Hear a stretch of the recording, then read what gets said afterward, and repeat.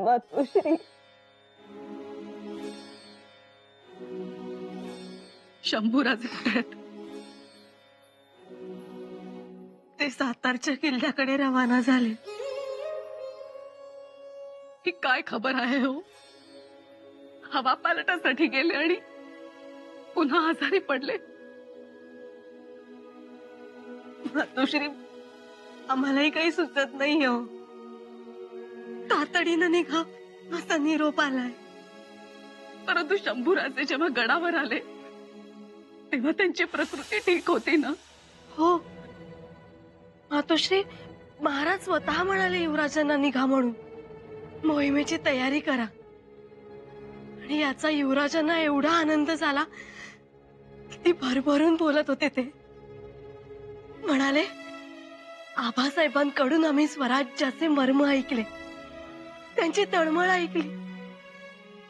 आम्हाला म्हणाले, सूर्य उगवेल, चंद्र मावळेल, महिने सरतील, शतके जातील येतील, परंतु आपले आबासाहेब राहतील. आम्ही भाग्यवंत, म्हणून अशा बापाचे आम्ही पुत्र आहोत. महाराज आम्हाला म्हणाले, आम्ही एकत्रित बसलो, एकत्रित थाळा घेतला, गप्पा झाल्या. आम्ही ठणठणीत आहोत, म्हणून तुम्ही निघा. म्हणून निघाले हो युवराज. मातोश्री, तरी त्यांचा पाय निघत नव्हताच. पण मग असा निरोप का आला? आमची तर कंबरच बसली. आम्हालाही काय करावं काही सुचतच नाहीये हो. सुनबाई, वर्दी द्या, सदरेवर वर्दी द्या. सांगा, आमचा मेणा तयार ठेवा. आता आम्ही गडावर नाही थांबू शकत. महाराजांना बघितल्याशिवाय आम्ही पाणीही पिणार नाही.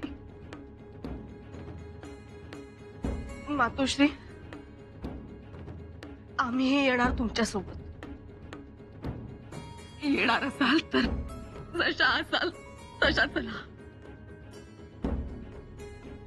आम्ही जशा असू तशा येऊ. चला. बाईसाहेब, थोरल्या महाली बोलावणं आलंय.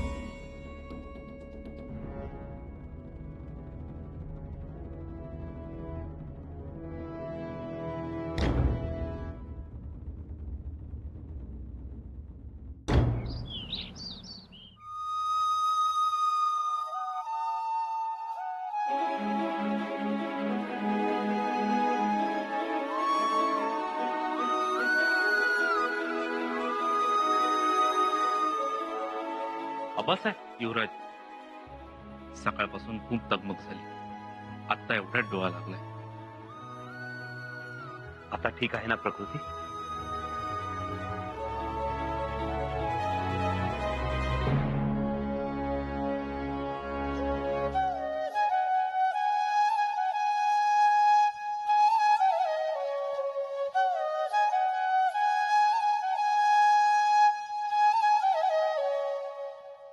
मुजरा राणीसाहेब, संदुका भरून तयार आहेत. ते सामान सुमान मागाहून येईल. आम्ही आता निघतो. जी.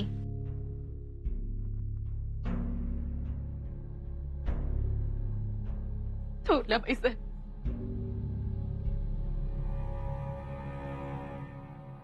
अहो, रडू नका. आपला माणूस आपल्या समोर नसताना का रडताय? तसं नाही, परंतु काय झालंय काय? किती आजारी आहेत महाराज.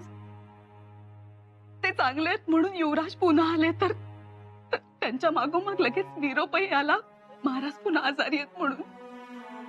काय झालंय? म्हणून तर आम्ही शंभूराजांना बोलावून विचारलं, एवढ्या तातडीनं येण्याचं कारण काय? तर म्हणाले महाराजांनी पाठवलं. महाराज पाठवणारच, पण अशा वेळी त्यांचं ऐकायचं कशाला? आता आता कशाला तो विषय काढायचा? आम्ही विषय नाही काढत आहोत धाकट्या बाईसाहेब, पण दुखणं करी माणसाबरोबर थांबायला हवं होतं का नाही? परंतु मातोश्री, युवराज महाराजांचा शब्द खालीही पडू देत नाही तू. मान्य आहे, पण आता संदुका भरल्यात का? हो. ठीक, मेणेही तयार असतील. चला लवकर निघूया. आम्ही तेवढे आमचे देव सोबत घेतो. जे घ्यायचंय ते लवकर घ्या. मधल्या रस्त्याने जायचंय. शिबंदी आलीये. टेहाणीचे लोक पुढे गेले. आपणही लवकर निघूया. जी, कधी एकदा महाराजांना बघतोय असं झालंय आम्हाला.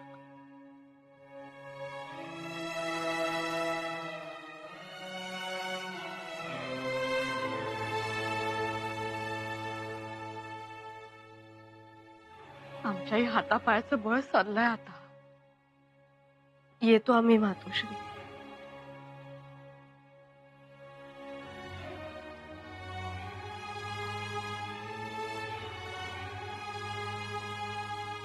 जना, बाळराजे कुठे आहेत ग? ते केव्हाच बसले मेण्यात. ठीक.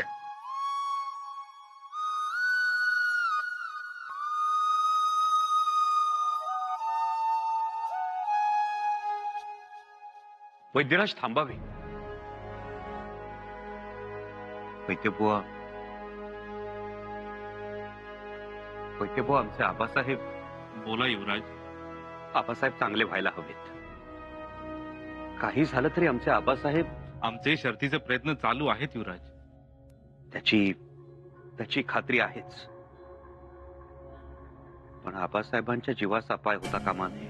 आमच्या हातात जे काही आहे ते सर्व पणास लावतोय आम्ही. वैद्यबुवा, युवराज, आम्हाला जाऊ दे. घाई आहे. मात्र आणि चाटण बनवायचंय. वैद्यबुवा, काय झालंय का आमच्या आबासाहेबांना ते तरी सांगा. युवराज, वैद्यबुवा, ऐकण्याची तयारी आहे आमची. सांगा. विषबाधा.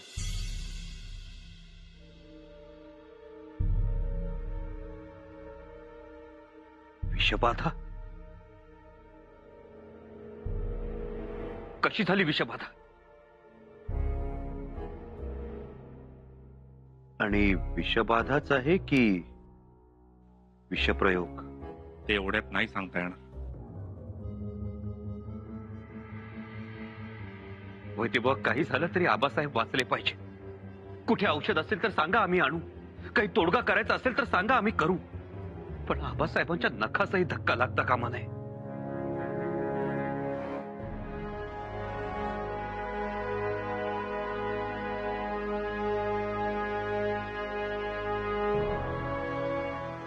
जगदंब.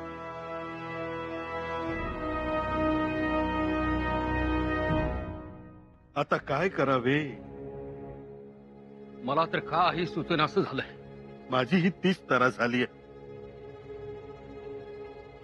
अहो, तोंडचे पाणी पळाले हो. जगदीश्वरा, काय पुढे आणलेस रे? पण नेमकी परिस्थिती काय आहे? म्हणजे नक्की निरोप काय आहे? राणीवाशाला तातडीने बोलावले, याचा अर्थ प्रकरण गंभीर झालेलं आहे. राणी वसा गेला. तयारी सुरू झाली आहे निघायची. सगळेच अवघड झाले आहे. फारच अवघड. पण हे सगळे युवराजांमुळे. ते जबाबदार या सगळ्या गोष्टीस. त्यांचा काय दोष? ते कसे काय जबाबदार? आता हेच बघा ना, अचानक जातात काय, अचानक येतात काय. वडील आहेत तुमचे मान्य, पण आमचंही ते छत्रपती आहेत. मग एवढा हलगर्जीपणा का? हो, पण काय हलगर्जीपणा केला त्यांनी? आता तुम्ही गेला होतात ना, मग थांबायचे होते ना त्यांच्या बरोबर. हे आले लगोलग गडावर, देत बसले आदेश, देत राहिले हुकूम.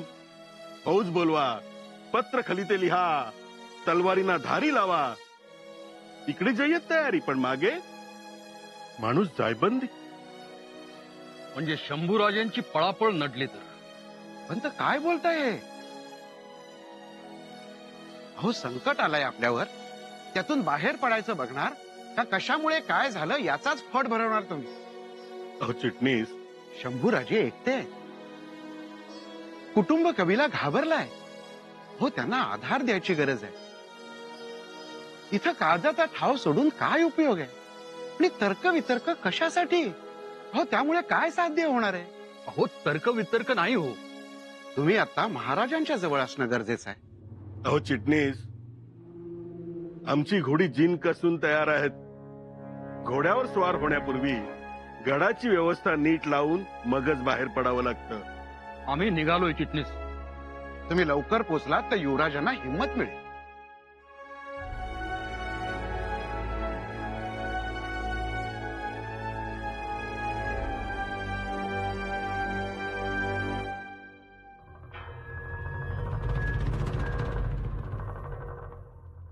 न्याहारी काय दिली होती? न्याहारी महाराजांना न्याहारी काय दिली होती? तुपातली खिचडी दिली. तूप कुठून आणलं होतं? रायगडावरनं येताना जे जिन्नस आणलं होतं त्यात होतं तूप. त्यानंतर काय घेतलं महाराजांनी? दूध दिलं. गडावर दूध कुठून येत? कुणी आणलं होतं? ते मला ठाव नाही. युवराज, पायथ्यासनी दूध घेऊन येतात लोक नेहमी परमानं. कधी येतं दूध? धी सुगावला की दूध घेऊन येतात लोक.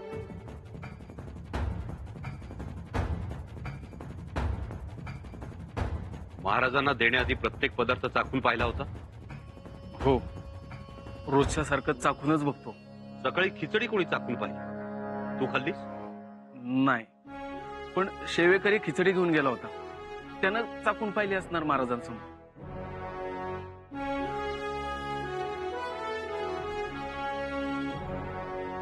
कोण गेलं होतं खिचडी घेऊन? मी. दूध खिचडी खाऊन दाखवलं महाराजांना? मी युवराज, ते माझे काम नाही.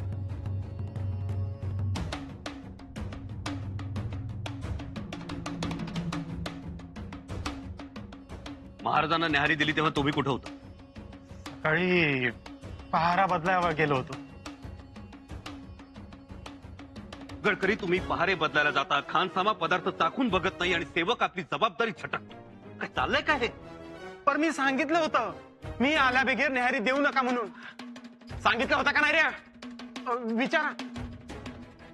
खानसाम्याला नजर कैदेत ठेवा आणि सेवक वर्गाला गिरफ्तार करा. युवराज, खामोश! का आणि कशासाठी म्हणून हलगर्जीपणा केला? आज काही बोलत नाही, सर्वांची मायेनं वागतात, सर्वांना पोटाशी धरतात म्हणून कुचराई केलीत? याद राखा, जर काही कमी जास्त झालं तर तुमची खैर नाही. तुम्हाला कुणीही वाचवू शकणार नाही. आमची शमशेर तुमची कर्तन मारल्याखेरीज राहणार नाही. गडकरी. जी युवराज. आमच्या परवानगीशिवाय एकही मनुष्य गड उतार होणार नाही. भगवंता, हा काय निरोप घेऊन आलास? काय चुकलंय आमच्याकडून? अष्टौ प्रहर तुझी सेवा केली, चंदन उगाळून हाताला घट्टे आले आमच्या. तुझ्या देव्हाऱ्यातला दिवा कधीच विझू दिला नाही. अखंड नंदादीप तेवट ठेवला. कशात उणे पडलो आम्ही म्हणून असा सांगावा ऐकावा लागला. पायाखालची धरणी दुभंगून गेली आमच्या. तरीही भगवंता, तुम्ही खूप समजून असा. काही अपाय झाला आमच्या स्वारींना तर आम्ही तुमच्या दाराला धडका घेऊन तुमची पायरी रक्तलाल करू. तुम्ही नीट ऐकून ठेवा. त्यांना काही झालं तर तुमचा आणि आमचा उभा दावा राहील. नीट ऐकून ठेवा. याद राहू दे. मग तुम्हाला माफी नाही आणि आमच्या महालीही जागा नाही. म्हणून जसे असाल तसे निघा. जिथं असाल तिथून निघा आणि आमच्या कुंकुवावर तुमची सावली धरा.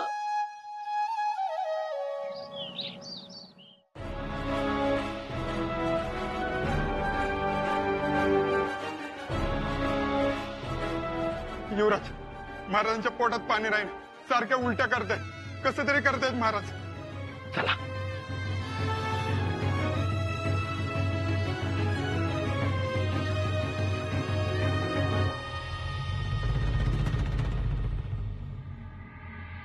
भगवंता, आजपर्यंत आम्ही कधीही काही मागितलं नाही तुमच्याकडे, पण आज मात्र मागतो आहोत. या पुतळाला दुसरं काही नको. महाराजांची पावलं असली तरी आमच्यासाठी ती पृथ्वी मोलाची.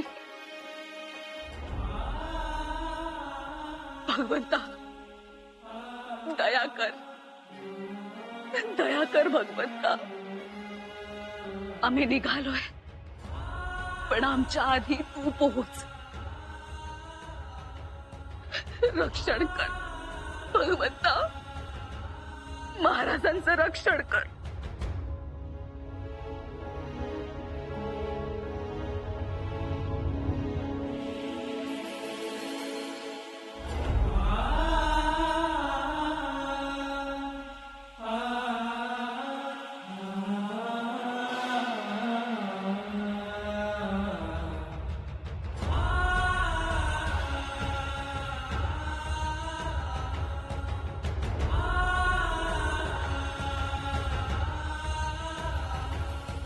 चला. मातोश्री, मातोश्री, काय होत आहे? ठीक आहात ना आपण? चला.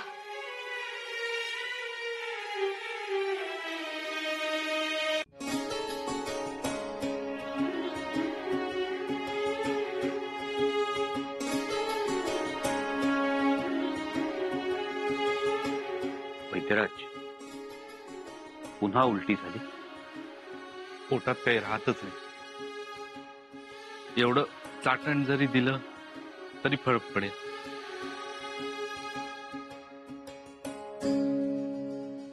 बघू.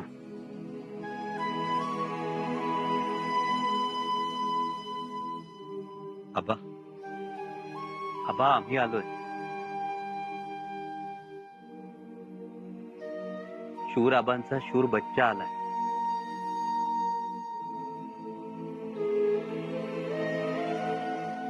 एवढं चाटण घेता? आबा, तुमच्या शंभू बाळाच्या हातून चाटण घेणार नाही. घ्या.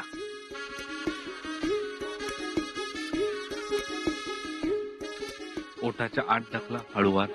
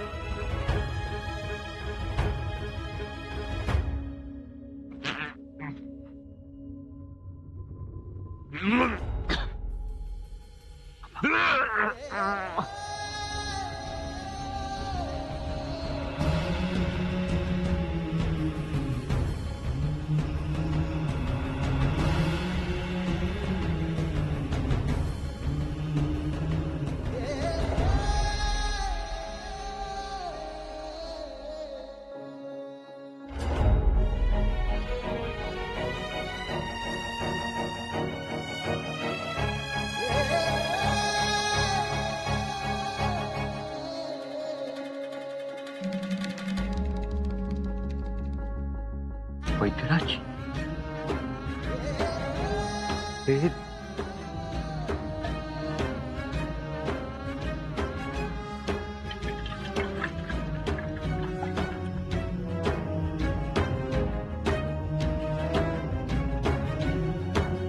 क्षमा असावी युवराज. हा आजार आमच्या आवाक्या बाहेरचा आहे. काय बोलताय वैद्यराज? आता आई जगदंबेवरच हवाला.